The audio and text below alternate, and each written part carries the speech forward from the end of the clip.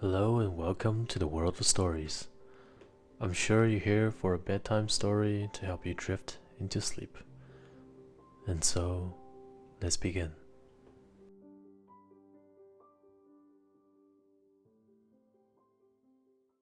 A long time ago, in a land far away, there lived a king whose wife died, leaving him with 11 little sons and a baby daughter, Elise. The king married again, and the children's new stepmother was cruel and jealous. She seemed to put the king under a wicked spell, which made him forget all about his beloved children. So the queen sent little Elise away from the palace to be brought up by a peasant couple who lived in the forest. Then she used witchcraft to turn the princes into swans, and she sent them flying off from the palace forever. Many years passed, and Elise thought she would never see her brothers again. Then one evening, as she was sitting by the lake watching the sunset, she saw a line of swans come flying like a white ribbon across the sky.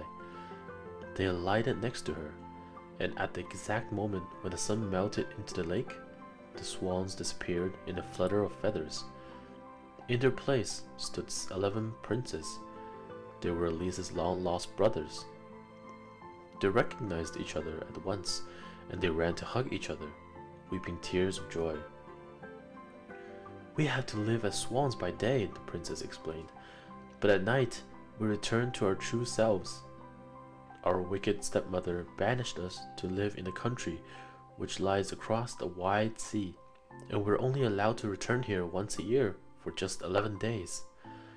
Tomorrow is the day that we must leave again. Little sister, it is a dangerous journey, but now we have found you. We will take you with us." All night long, the princess gathered willow bark and tough reeds and rushes, and Elise wove them into a strong net. By sunrise, as the princess fluttered back into swans, Elise was lying in the woven mesh, fast asleep. The swans seized the net strings, and with a few powerful wing beats, sped off into the sky. And so, the brothers carried their sister right across the land and over the churning sea. High above the waves, Elise dreamed she saw a beautiful fairy who smiled sadly and said, "If you are very brave, you can set your brothers free from their enchantment. You must go to the churchyard, pick the stinging nettles that grow on the graves there. They'll burn and blister your skin, but you must pick them with your bare hands and then crush them with your bare feet. Twine the needles into flax and weave 11 shirts with long sleeves. The second that you throw the shirts over your brothers, they will be swans no longer. But mark this well, for the moment you start your task, you must not speak.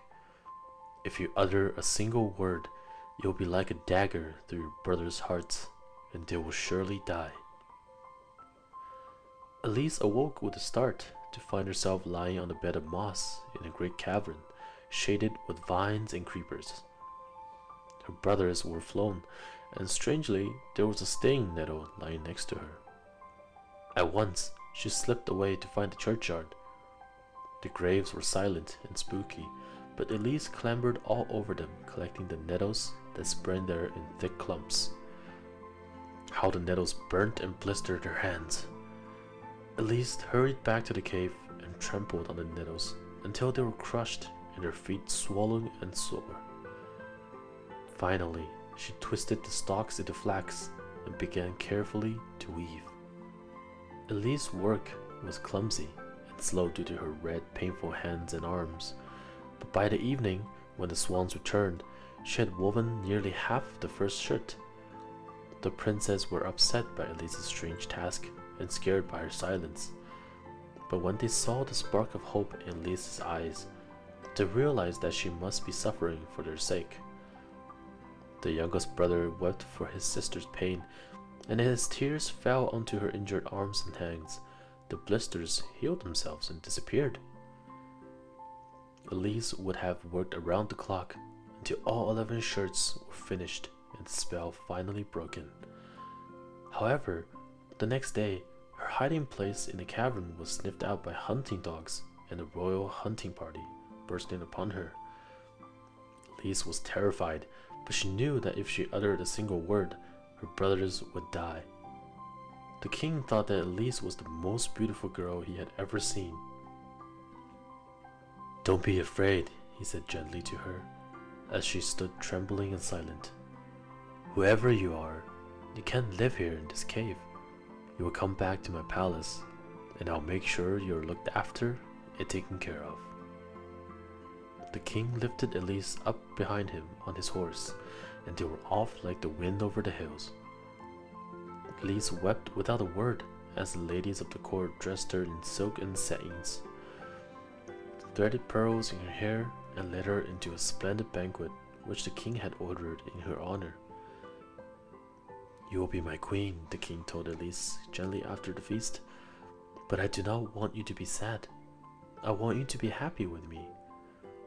The king led Elise down the hall to a small door.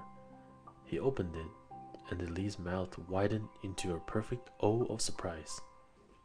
The room was adorned with green hangings to look just like the cave in the forest, and on the floor was the shirt she had finished and all the bundles of nettles from the churchyard. Elise flung her arms around the king and kissed his face and hands as he handed her the key to the little room. After that, Elise spent every day at the king's side. She could see that he was good and kind and thoughtful, and she longed to tell him how much she had begun to care for him, but she dared not utter a sound. Every night, Elise crept down the corridor in her nightdress to her secret little room and continued with her weaving. Her heart was heavy with the thought of her brothers did not know where she was and must be searching anxiously for her.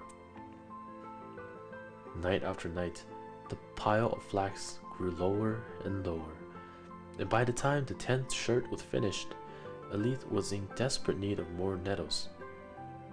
There was nothing for it but to creep out of the palace by moonlight and hurry down the dark path all the way to the churchyard. When Elise reached the graves, her blood ran cold with horror. Witches sat on the tombstones, reaching down into the earth with their bony fingers. Elise thought of her brothers and forced herself to walk past the witches and collect huge armfuls of burning nettles. Then she was away, hurrying back to the palace before dawn. Unbeknown to Elise, the king's chief advisor had spied on her.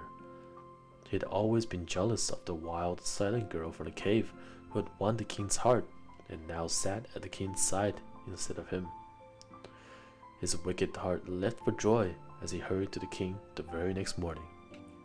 "Your Majesty," the chief advisor whispered, "I'm sorry to tell you that I saw your bride-to-be at the churchyard last night, surrounded by witches. She could only have been performing black magic." The king shook his head vigorously. "You must be mistaken," he said. "I do not believe it." "Go to Elise's room and see the new pile of churchyard nettles she collected for her spells," the chief advisor insisted. "She is a witch, and she must be burnt. The people will find out, and they will demand it." The king hung his head in sorrow. He felt as though his heart was breaking. Next morning, guards broke into Elise's chamber and hauled her away to a dark, damp prison.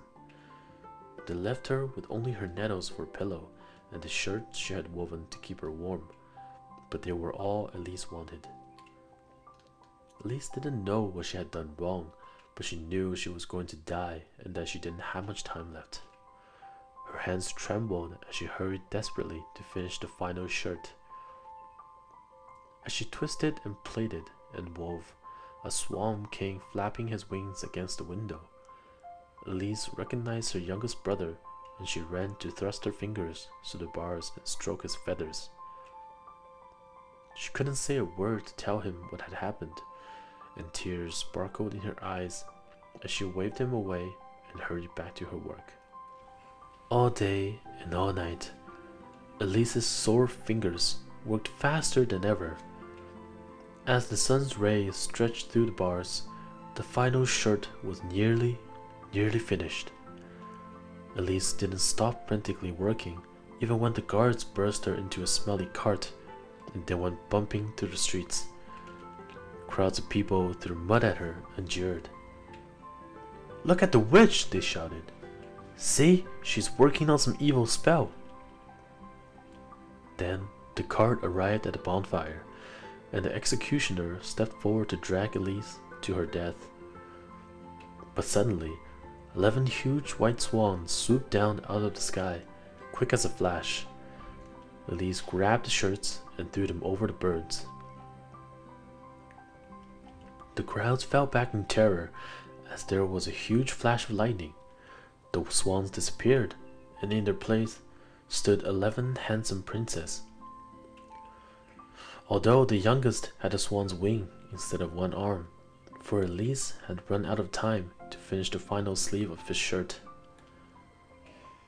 "Now I can speak," Elise sobbed. "I am innocent." She sank into her brother's arms, and the prince explained all what had happened. Then the people began to cheer, and the church bells rang out of joy. And the king took his beautiful bride and her brothers back home to his palace.